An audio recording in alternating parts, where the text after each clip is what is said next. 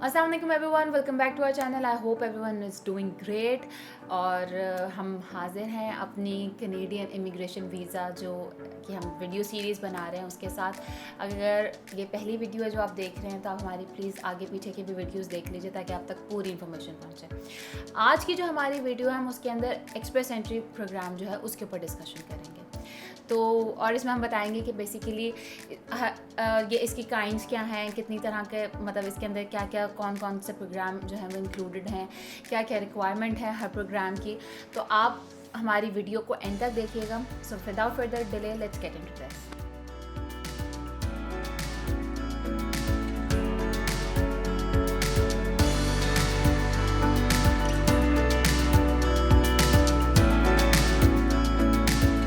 Okay, तो अब हम सबसे पहले बात करेंगे कि एक्सप्रेस एंट्री है क्या चीज़।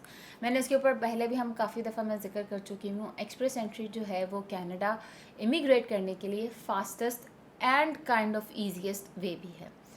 फास्टेस्ट इस तरह से कि इस अगर आपके जो उनके रिक्वायरमेंट्स आप उनको पूरी करते हैं, आप अप्लाई करते हो तो आपका 6-7 महीने में जो है वो अमूमन काम हो जाता होता है।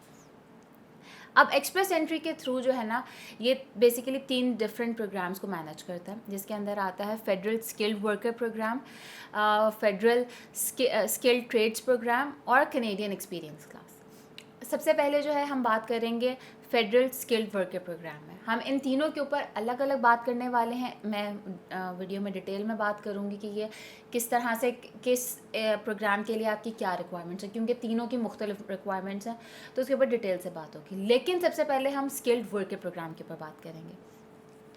इस कैटेगरी में सबसे पहले तो आपकी जो है ना 3 रिक्वायरमेंट्स हैं, उनकी 3 बेसिक रिक्वायरमेंट्स हैं। आपकी एजुकेशन, आपका वर्क एक्सपीरियंस जो कि कनाडा से बाहर है, इसके अलावा आपकी लैंग्वेज एबिलिटी के बारे में आपको बताती चलूँ कि हम लोगों ने इसके ऊपर एक बहुत डिटेल वीडियो बनाई है। आप जब इस वीडियो के बाद आप उस वीडियो को भी देखिएगा तो आपको आइडिया हो जाएगा। अब हम चूँकि हमारे यहाँ पे इंग्लिश को ज़्यादा फोकस किया जाता है, तो हमारे पास जो है वो लैंग्वेज एबिलिटी जो है वो ज़्यादातर इंग्लिश की ही है। लेकिन कनाडा जो है वो आपको फ्रेंच की भी ऑप्शन देता है। If someone among you knows French and they are fluent in it, तो वो उसका टेस्ट भी दे सकते हैं। लेकिन हम फिलहाल इंग्लिश की बात करेंगे जिसके अंदर आइल्स आ जाता है। अगर आप इनकी एजुकेशन की, इनकी स्किल्ड वर्क एक्सपीरियंस की और लैंग्वेज एबिलिटी के जो 3 बेसिक क्राइटेरिया इसको पूरा कर लेते हैं, तो उसके बाद फिर वो आपको फिर मुख्तलिफ और चीज़ें हैं जिनके ऊपर वो जज करते हैं, जिसमें आपकी एज आ जाती है, आपका जो है आपकी वैलिड जॉब ऑफ़र है कोई, वो आ जाता है, एजुकेशन, वर्क एक्सपीरियंस वगैरह। आपको इंग्लिश या फ्रेंच में से कोई लैंग्वेज आती है तो वही वाली बातें वो आ जाती है। फिर आपकी अडेप्टेबिलिटी आ जाती है कि आप किस तरह से सेटल डाउन हो रहे हैं वहाँ पे, किस मतलब उनकी किस प्रोविंस में जाके आप सेटल डाउन होना चाह रहे हैं। और अब जहाँ तक स्किल्ड वर्क एक्सपीरियंस की बात है ना, तो इनका एक है नेशनल ऑक्यूपेशन क्लासिफिकेशन, एक इनका एक सिस्टम है जिसको हरफ आम में नॉक कोड बोला जाता है। इसमें क्या है कि इन्होंने डिफरेंट जॉब्स को कैटेगराइज किया हुआ है, क्लासिफाई किया हुआ है। अगर कोई मैनेजेरियल जॉब्स हैं तो वो उसको उन्होंने टाइप ए कह दिया, कि इसके लेवल ए कह दिया। कोई आपकी अगर कोई जैसे टीचर है, कोई अगर माली है, कोई गार्डनर है, कोई आपका कुक है, शेफ़ है एंड ऑल, किसी के अगर कोई बिल्डर है, कोई कंस्ट्रक्शन में है, इंजीनियर है, इन्होंने हर जॉब को लेके मुख्तलिफ तरह से ग्रुप्स में क्लासिफाई किया है और उनको कोड्स दिए हैं। जो है वो कोड जो है वो आपका एक स्पेसिफिक डिजिट से या किसी एक स्पेसिफिक अल्फ़ाबेट से शुरू होता है। अब मैं आपको बताती चलूँ, मैंने लिखा हुआ है कि जो इनका जो NOC मतलब जो जिसको हम नॉक बोलते हैं, national occupational classification job groups, उसके अंदर मैनेजेरियल जॉब्स भी हैं जिसको उन्होंने स्किल टाइप 0 दी हुई है। प्रोफेशनल जॉब्स भी हैं जिसमें इन्होंने स्किल लेवल A दिया हुआ है। टेक्निकल जॉब्स हैं जिसमें और स्किल ट्रेड्स हैं जिसको उन्होंने स्किल लेवल B दिया हुआ है। मतलब इनका जो नॉक कोड है वो 0, A या B से स्टार्ट होगा। हम अभी जिस प्रोग्राम की बात कर रहे हैं उसके लिए ये 3 बेसिकली आपको इन 3 कैटेगरी में फॉल होना लाजमी है। मैनेजेरियल जॉब क्या है, वो आपको मतलब जब अगर आप किसी लेवल पे, मैनेजर लेवल पे काम कर रहे हैं, तो आप इसमें लाई करते हैं प्रोफेशनल जॉब, जैसे कि अगर आप वो हैं इंजीनियर वगैरह हैं तो आप इसमें लाई करते हैं। टेक्निकल जॉब्स हो गई कि अगर आप कहीं पर टेक्नीशियन एंड ऑल, वो वाली चीज़ भी जो है इस वाले नो कोड के सिस्टम में या इस वाले प्रोग्राम के तहत में आती है। तो नो कोड के बारे में जो है आप मज़ीद जब आप अप्लाई करने लगे तो आप अपने नो कोड के स्पेशली बहुत ध्यान से देख लें, क्योंकि नो कोड गलत हो जाना जो है वो एक बहुत बड़ा मसला हो जाता है। अब ये भी मैं आपको बताती चलूँ कि जो नो कोड जो आपने अपना ढूंढा है, ये जो आपको लगता है कि आपका वो है वो, और जो आप अपनी जॉब जो अप्लाई कर मतलब जो जॉब को आपने मेंशन किया है अपनी एप्लीकेशन में, दोनों सेम होने चाहिए। अगर ये दोनों सेम नहीं है तो आप अप्लाई नहीं कर सकते। आपका नो कोड और जो जॉब आप कर रहे हैं या आपका प्लान है कि आपने उसको आगे जाके करना है, वो दोनों सेम होनी चाहिए। अब उन्होंने ये कहा हुआ है कि ये हमें कैसे पता लगेगा कि जी आपने मतलब आप क्वालिफाई कर रहे हैं इस जॉब के लिए, जो मतलब ये जो आपने हमें बताया है कि आपने इस जगह पे जॉब की है नॉल, तो उसके लिए उन्होंने आपको कुछ रूल्स दिए हैं। ये कि आपने कम से कम जिस नो कोड को आपने मेंशन किया उसमें आपने लास्ट 10 ईयर्स में उस जॉब में काम किया हुआ, कम से कम 1 साल मुसलसल आपने काम किया हुआ हो। 1 साल मुसलसल काम करने का से मुराद उनका वैसे ये भी है कि आपने कम से कम 30 आवर्स पर वीक के हिसाब से काम किया हुआ, और ये कि ये आपकी पेड जॉब हो। अगर आपने वहाँ पे इंटर्नशिप की है या फिर आपका कोई वॉलंटियर वर्क था, it doesn't matter, they won't count it.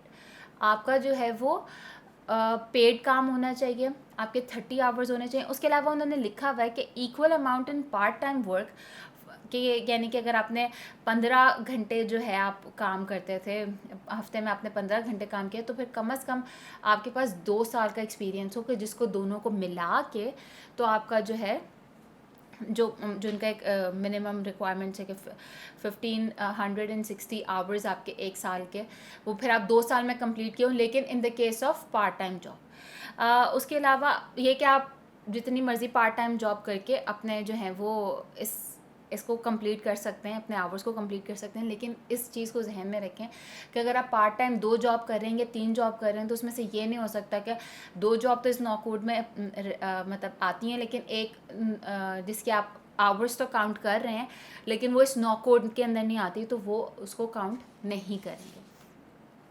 अब जो आपकी फुल टाइम जो जॉब है, जो आपकी 30 आवर्स की है, जो कि आपको मतलब फिर आपको कम से कम आपने 30 आवर्स जो उसमें काम किया हुआ, तो वो विदाउट एनी ब्रेक होने चाहिए। उसके अंदर ये नहीं होना चाहिए कि आपने 6 महीने काम किया, फिर आपने अपने नो कोड चेंज कर मतलब आपने अपनी जॉब जो है वो स्विच की, तो आपका नो कोड चेंज हो गया, लेकिन आप फिर वहाँ से 6 महीने के बाद दोबारा से आपने पिछली जॉब कर ली, तो आप नहीं, आपका जो 1 साल का एक्सपीरियंस है वो कॉन्टीन्यूस होना चाहिए विदाउट एनी ब्रेक। अगेन इसके अंदर कमीशन वर्क भी आ जाता है, वेजेस बेस्ड वर्क जो है वो आ जाता है, लेकिन आपके जो हैं वो इंटर्नशिप्स मतलब अनपेड इंटर्नशिप्स और वॉलंटियर वर्क इसमें काउंट नहीं होते हैं। और अगर आपने पढ़ाई के साथ साथ काम किया हुआ है, तो उसके अंदर ये होना चाहिए कि आपको उन्होंने पैसे जो हैं वो दिए हुए हो। ये नहीं कि अगर चूँकि आप पढ़ाई कर रहे थे तो इस वजह से आपने उस नो कोड में काम तो किया, लेकिन वो पेड इंटर्नशिप नहीं थी, नहीं तो वो ऐसा नहीं होगा। अगेन आपकी पेड इंटर्नशिप लाजमी है। अब जो लैंग्वेज एबिलिटी है ना, लैंग्वेज एबिलिटी के आपका जो मैं फ़िलहाल आइल्ट्स से रिलेटेड बात कर रही हूँ। अगर आप आइल्ट्स का टेस्ट देते हैं तो वो आपसे इस प्रोग्राम के तहत they require CLB 7 from you. अब CLB आपने कैसे कैलकुलेट करना है कि आपको अभी अपनी जो है स्क्रीन के ऊपर नज़र आ रहा होगा कि CLB कैलकुलेट कैसे होता है। और ये आपके चारों जो आपकी जो एबिलिटीज़ हैं, चारों जो मॉड्यूल्स होते हैं, उसके अंदर आपका CLB 7 ही होना चाहिए, जिसमें आ जाता है आपका reading, writing, speaking and listening. Lastly हम बात करते हैं अब इनके उसके ऊपर जो आपकी एजुकेशन है, क्योंकि एजुकेशन इनका जो है वो बेसिक क्राइटेरिया जो है उसके अंदर लाई करता है। आपकी एजुकेशन जो है, अगर तो आपकी कनाडा में है तो आप उसका एज इट इज़ जो है उनको बता देंगे जी ये मेरी इतनी लेवल ऑफ एजुकेशन है। लेकिन अगर आपका कनाडा से बाहर का आपका एजुकेशन है और ये कि आपको जो डिग्री मिली है वो कनाडा के सर्टिफाइड नहीं है, तो आपने उसको उसकी इक्विवेलेंस करवानी होती है कि अगर आपने यहाँ पाकिस्तान में या इंडिया में या बांग्लादेश में मास्टर्स किया है तो ज़रूरी नहीं है कि वो उसको वहाँ पे भी मास्टर्स मानेंगे। बाज़ दफ़ा आपके कोर्सेज़ कोई किसी यूनिवर्सिटी में कम पढ़ाए गए हैं या किसी वजह से वो ऊपर नीचे कर सकते हैं। तो बहुत दफ़ा ऐसा हो जाता है कि जो आपने अप्लाई किया, जब आपने तो मास्टर्स किया हुआ, जब आपने वहाँ पे एक्सीलेंस के लिए अप्लाई किया तो उन्होंने आपको डबल बैचलर्स की फिल कर दिया, या आपको उन्होंने सिंगल मतलब उन्होंने आपके मास्टर्स को माना ही नहीं है क्योंकि उनके सेट क्राइटेरिया के हिसाब से आपका मास्टर्स नहीं है, तो वो करवाना लाजमी होता है। इसके ऊपर हमने एक पूरी वीडियो बनाई है कि इक्विवेलेंस कैसे करवाते हैं ऑल, तो आप उस वीडियो को ज़रूर चेकआउट करें। लास्टली आपको उनको मनी शो करनी पड़ती है। You have to show them proof of funds कि आपके पास इतने पैसे हैं कि आप अपनी फैमिली को, अपने आप को वहाँ जाके सपोर्ट कर सकें। ऑब्वियसली कोई भी मुल्क ये नहीं चाहता है कि हम इमिग्रेंट्स को बुलाएं और वो हमारे सर पे जो हैं वो उल्टा हमारी ज़िम्मेदारी बन के बैठ जाएं, बजाय इसके कि हमारी इकॉनमी को, हमारे मुल्क को फ़ायदा पहुँचाएँ, उल्टा ये कि वो गवर्नमेंट से पैसे लें। तो कोई भी हुकूमत जो है, कोई भी मुल्क जो है वो ऐसा नहीं चाहती है। तो you have to show the proof of funds. इस प्रोग्राम के तहत तो लाजमी चाहिए। एक और आगे में हम बात मज़ीद करेंगे तो उसमें आएगा कि जिसमें ज़रूरी नहीं भी होते, लेकिन किस सूरत में ज़रूरी नहीं होते वो डिस्कस होगा। लेकिन जो आपका स्किल्ड वर्कर प्रोग्राम है, फेडरल स्किल्ड वर्कर प्रोग्राम, इसके अंदर आपके पास प्रूफ ऑफ फंड्स भी होना चाहिए।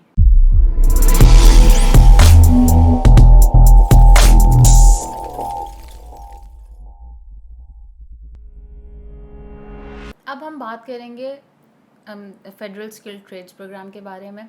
हमने बात कर ली अपने स्किल्ड वर्कर प्रोग्राम के बारे में। अब जो है हम सेकंड पार्ट पर आ रहे हैं। इसके लिए जो है आपको जो है अपनी लैंग्वेज एबिलिटी में जो है, अगेन वो जो 4 आपके पार्ट्स हैं, speaking, writing, reading and listening, इसके अंदर आपको उसकी जो एक मिनिमम रिक्वायरमेंट है आपको उसको पूरा करना पड़ता है। इसके अलावा आपका 2 साल का एक्सपीरियंस होना चाहिए, वर्क एक्सपीरियंस होना चाहिए। और in the last 5 years when you apply, ये नहीं कि मतलब आपने 2 साल का एक्सपीरियंस है लेकिन वो 10 साल पहले आपने किया था, नहीं।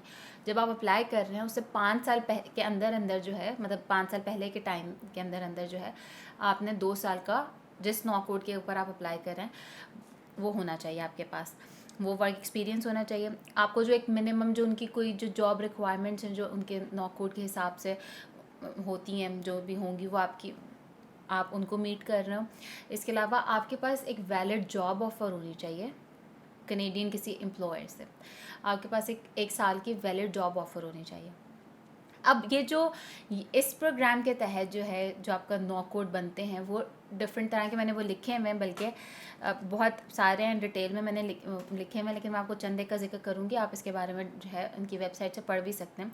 अब जैसे है मेजर ग्रुप 72 है, इसके अंदर क्या आता है, इंडस्ट्रियल, इलेक्ट्रिकल या कंस्ट्रक्शन से रिलेटेड जो ट्रेड्स हैं उसके जो लोग हैं वो मेजर ग्रुप 72 में आते हैं।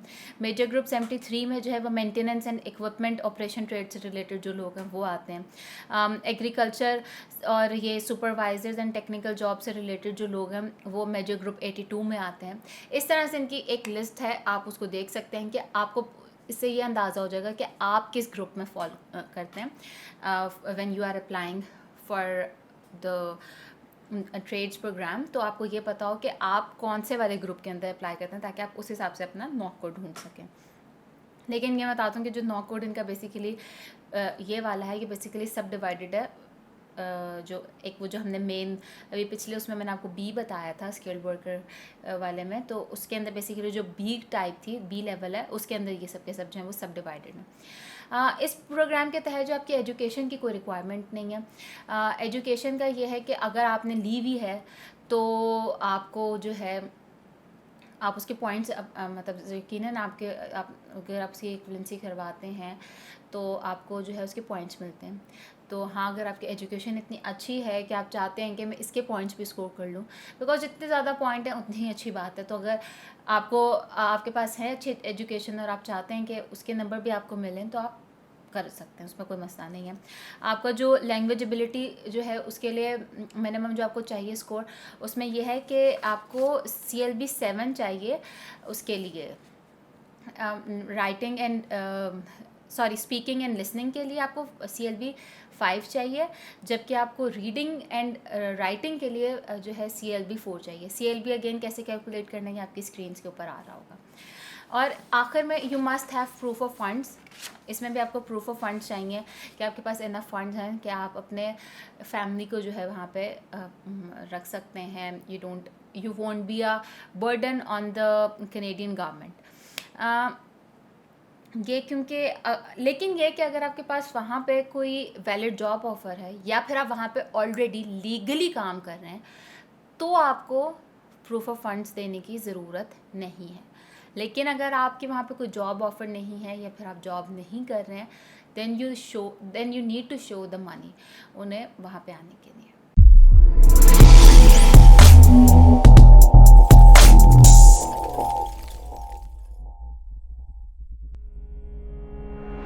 अब हम अपने लास्ट पॉइंट की तरफ आ चुके हुए हैं, जो कि है कैनेडियन एक्सपीरियंस क्लास। इसके ऊपर हम बात करेंगे कि इसके लिए आपको क्या क्या रिक्वायर्ड है।